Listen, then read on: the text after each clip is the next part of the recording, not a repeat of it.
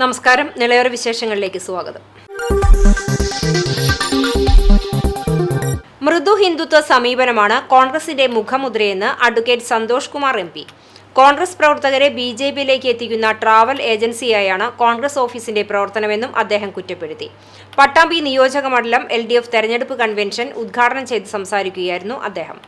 കഴിഞ്ഞ ഒരു ദശാബ്ദകാലത്തിനുള്ളിൽ ഒട്ടേറെ നേതാക്കന്മാർ പാർട്ടി വിട്ടുപോകുന്ന സാഹചര്യം ഉണ്ടായി. ഞാൻ ആ പട്ടികയൊന്നും ഇവിടെ വിവരിക്കുന്നില്ല. ഏറ്റവും അവസാനം 9 MLAമാർ ഹിമാചൽ പ്രദേശിൽ കാലുമാറുന്ന സ്ഥിതിയുണ്ടായി. മനു അഭിഷേക് സിംഗ് എന്ന് പറയുന്ന കോൺഗ്രസിന് വേണ്ടി സാമാന്യം ഫ്രീ ആയിട്ട് കാര്യങ്ങൾ വാദിക്കുന്ന വക്കീൽ പറഞ്ഞു, രാത്രി അവർ എന്റെ കൂടെ ഭക്ഷണം കഴിച്ചു, രാവിലെ കഴിച്ചു, പക്ഷെ ഏതാനും മണിക്കൂറുകൾ കഴിഞ്ഞപ്പോൾ അവർ ഒരു ലജ്ജയുമില്ലാതെ BJPക്ക് വോട്ട് ചെയ്യുന്ന സ്ഥിതിയുണ്ടായി.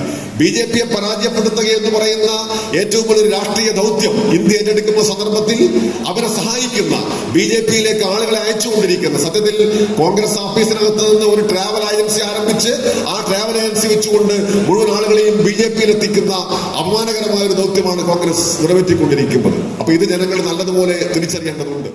BJPയെ കോൺഗ്രസ് നേരിടുന്നത് മൃദു ഹിന്ദുത്വ സമീപനത്തിലൂടെയാണ്. പല സംസ്ഥാനങ്ങളിലും ഇതിന്റെ തെളിവുകൾ ദൃശ്യമാണ്. കോൺഗ്രസ് വിട്ട് പ്രമുഖ നേതാക്കളെല്ലാം BJPയിലേക്ക് ചേക്കേറുന്ന സ്ഥിതിവിശേഷമാണ് ഇന്നുള്ളത്. ഇത് ജനം തിരിച്ചറിയണം. BJPയുടെ പ്രാതിനിധ്യം കുറയ്ക്കുവാനുള്ള ശ്രമങ്ങൾക്ക് പകരം ഇടതുപക്ഷത്തിന്റെ പ്രാതിനിധ്യം കുറയ്ക്കാനാണ് കോൺഗ്രസ് ശ്രമിച്ചുകൊണ്ടിരിക്കുന്നതെന്നും advocate P. Santhosh Kumar MP കുറ്റപ്പെടുത്തി.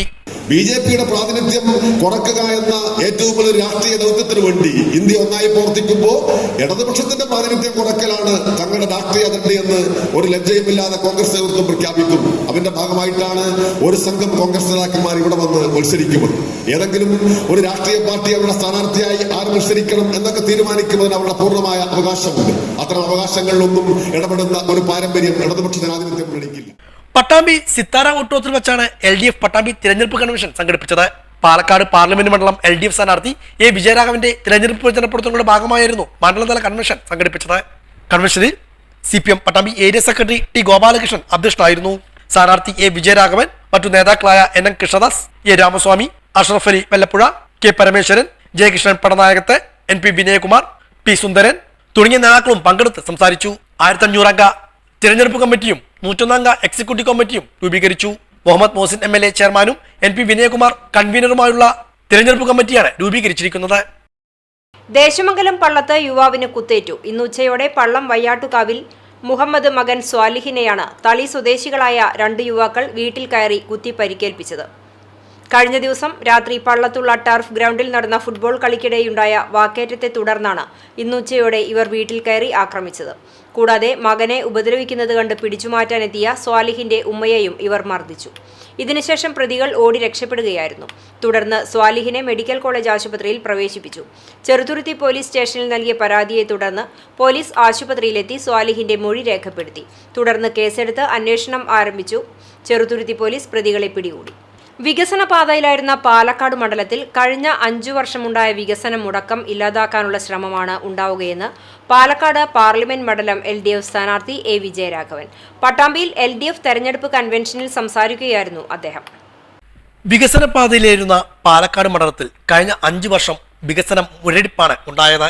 LDF തുടങ്ങിവെച്ച വികസനത്തിന്റെ തുടർച്ചയാണ് താൻ ലക്ഷ്യമിടുന്നതെന്നും LDF പാലക്കാട് പാർലമെന്റ് മണ്ഡലം സ്ഥാനാർത്ഥി A. വിജയരാഘവൻ പട്ടാമ്പിയിൽ നടന്ന തെരഞ്ഞെടുപ്പ് കൺവെൻഷനിൽ സൂചിപ്പിച്ചു. അടിസ്ഥാന സൗകര്യത്തിലൂടെ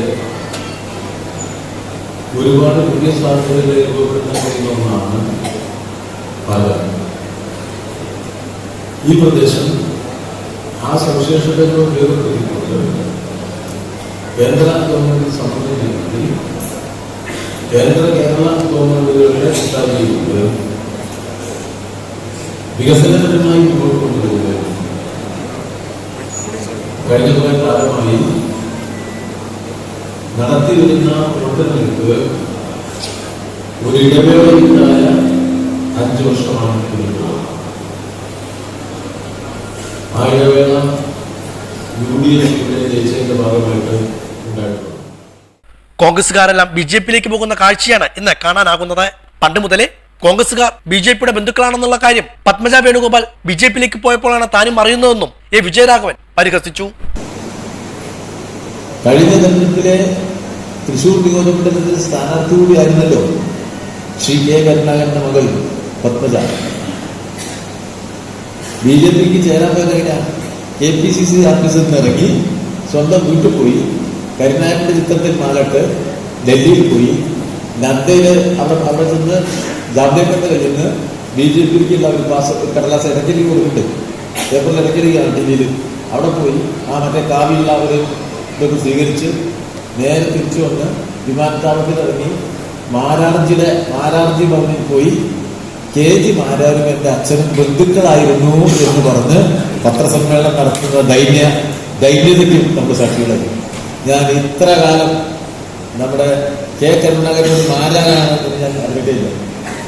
ഇന്നലെ ഇവര് പ്രസംഗിച്ചപ്പോഴാണ് ഞാനിങ്ങനെ മാരാരുടെ ഒരു ഭൂതകാലം. ഞങ്ങൾ ബന്ധുക്കളാണ്, മനസ്സിലായില്ലേ? ഞങ്ങൾ പണ്ടേ ബന്ധുക്കളാണ്, പല കോൺഗ്രസ്സുകാരും BJPക്കാരും എന്ന വസ്തുത നമുക്കെല്ലാം മനസ്സിലാക്കി തന്നു ആ പ്രസ്താവന.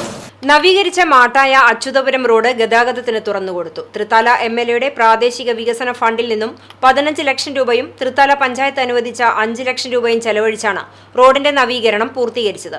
തദ്ദേശ സ്വയംഭരണ എക്സൈസ് വകുപ്പ് മന്ത്രി MB രാജേഷ് ഉദ്ഘാടനം ചെയ്തു. തൃത്താല പഞ്ചായത്ത് പ്രസിഡന്റ് PK ജയ അധ്യക്ഷയായി. വാർഡംഗം TV സബിത, TK നാരായണദാസ്, ഉമാശങ്കർ, നാട്ടുകാർ തുടങ്ങിയവർ പങ്കെടുത്തു. MLA ആസ്തി വികസന ഫണ്ടിൽ നിന്ന് 15 ലക്ഷം രൂപ ചെലവഴിച്ച് പണി പൂർത്തിയാക്കിയ മാട്ടായ അച്യുതപുരം റോഡിന്റെ ഉദ്ഘാടനം വളരെ സന്തോഷത്തോടെ നിർവഹിച്ചതായി ഞാൻ അറിയിക്കുകയാണ്. നിങ്ങളുടെ ഈ പ്രദേശത്തുകാരുടെ വലിയ ആഗ്രഹമായിരുന്നു. ഇപ്പോൾ ഇതൊരു മനോഹരമായ റോഡായി. നേരത്തെ ഒരു കുണ്ടനടവടിയായിരുന്നു അല്ലേ? ആദ്യം അങ്ങനെയായിരുന്നു എന്നാണ് സുരേഷ് പറഞ്ഞത്. അപ്പോൾ ഇപ്പോൾ എല്ലാവർക്കും സൗകര്യപ്രദമായി യാത്ര ചെയ്യാവുന്ന, കാണാൻ നല്ല ചന്തമുള്ള ഒരു റോഡായിട്ട് മാറിയിട്ടുണ്ട്. അതിന് നിങ്ങളുടെ ആവശ്യം നിറവേറ്റാൻ കഴിഞ്ഞതിനുള്ള അതിയായ സന്തോഷവും ചാരിതാർത്ഥ്യവും ഞാൻ അറിയിക്കുന്നു. 4 മണിക്ക് മണ്ണാർക്കാട്ട് എത്തിച്ചേരേണ്ടതാണ്. അതുകൊണ്ട് ഇനി ഞാൻ ഒട്ടും വൈകിക്കുന്നില്ല. നിങ്ങൾക്ക് കലാപരിപാടി ഒക്കെ ഉണ്ടെന്ന് അറിഞ്ഞു. Koppam police station sub inspector Subeesh മോൻ പുലാമ്പതോൾ പാലത്തിന് താഴെ ഒഴുക്കിൽപ്പെട്ട് മരിച്ചു. കുളിക്കാനിറങ്ങിയപ്പോഴാണ് അപകടത്തിൽപ്പെട്ടത്. ഫയർഫോഴ്സ് നാട്ടുകാരും ചേർന്ന് നടത്തിയ തെരച്ചിലിനൊടുവിൽ ആളെ കണ്ടെത്തി. സ്വകാര്യ ആശുപത്രിയിൽ പ്രവേശിപ്പിച്ചെങ്കിലും ജീവൻ രക്ഷിക്കാനായില്ല. 96 ദേശങ്ങൾക്ക് ഉത്സവ പൊലിമയേകി ആമക്കാവ് ശ്രീ ഭഗവതി ക്ഷേത്രത്തിലെ താലപ്പൊലി ആഘോഷം മാർച്ച് 12-ന് വിപുലമായ പരിപാടികളോടെ ആഘോഷിക്കും. മാർച്ച് 2-നാണ് കൂത്തുകൊടിയേറ്റം നടന്നത്. രാവിലെ നടക്കുന്ന വിശേഷാൽ പൂജകൾക്ക് തന്ത്രി നാരായണൻ നമ്പൂതിരിപ്പാട് മുഖ്യ കാർമ്മികത്വം വഹിക്കും.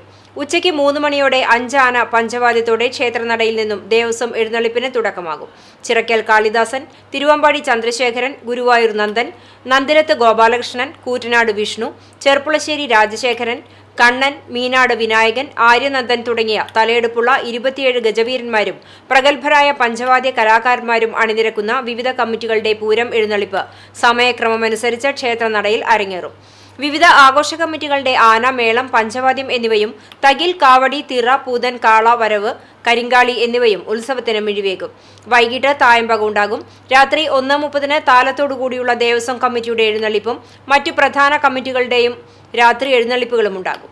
കൂറ്റനാട് വാവന്നൂർ കട്ടിൽമാടത്ത് 7ാം ക്ലാസ് വിദ്യാർത്ഥിയെ തൂങ്ങി മരിച്ച നിലയിൽ കണ്ടെത്തി. മുല്ലയ്ക്കൽ പ്രീതിയുടെ മകൻ സൂര്യനാരായണനാണ് മരിച്ചത്. 12 വയസ്സാണ്.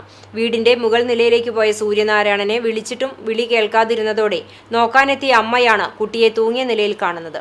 ഉടൻ തന്നെ കൂറ്റനാട്ടെ സ്വകാര്യ ആശുപത്രിയിൽ എത്തിച്ചെങ്കിലും മരണം സംഭവിച്ചിരുന്നു. മൃതദേഹം തൃശൂർ മെഡിക്കൽ കോളേജ് ആശുപത്രിയിൽ പോസ്റ്റ്മോർട്ടം നടപടികൾക്ക് ശേഷം ബന്ധുക്കൾക്ക് വിട്ടു നൽകി. ചാത്തന്നൂർ സ്കൂളിലെ 7ാം ക്ലാസ് വിദ്യാർത്ഥിയാണ് നിഖിൽ, സഹോദരനാണ്. ഇതോടെ നിളയൊരു വിശേഷങ്ങൾ സമാപിക്കുന്നു. നമസ്കാരം.